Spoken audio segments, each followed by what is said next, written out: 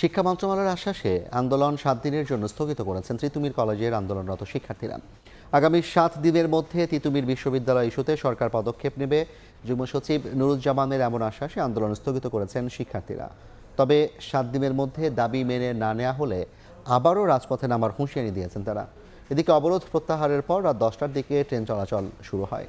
পরিস্থিতি সামাল দিতে শিক্ষার্থীদের সঙ্গে আলোচনা শেষে রাতে আন্দোলনকারীদের মাঝে গিয়ে শিক্ষা মন্ত্রণালয়ের যুগ্ম সচিব নুরুজ্জামান বলেন, 7 দিনের মধ্যে তিতুমির কলেজের শিক্ষার্থীদের দাবি দেওয়া আলোচনা সাপেক্ষে বাস্তবায়ন করা হবে।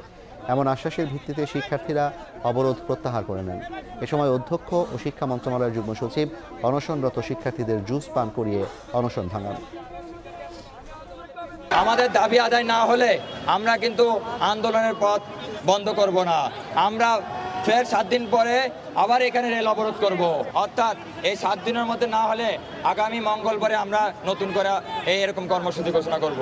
আগামী 1 সপ্তাহের মধ্যে এই ব্যাপারে একটা কমপ্লিট পরিষ্কার অগ্রগতি আমরা তিতুমির কলেজকে জানাবো ইনশাল্লাহ। অতি দ্রুত একটা প্রস্তাবনা তৈরি করে যাতে বাস্তবায়নযোগ্য হয় সেটি আমরা করে ফেলবো।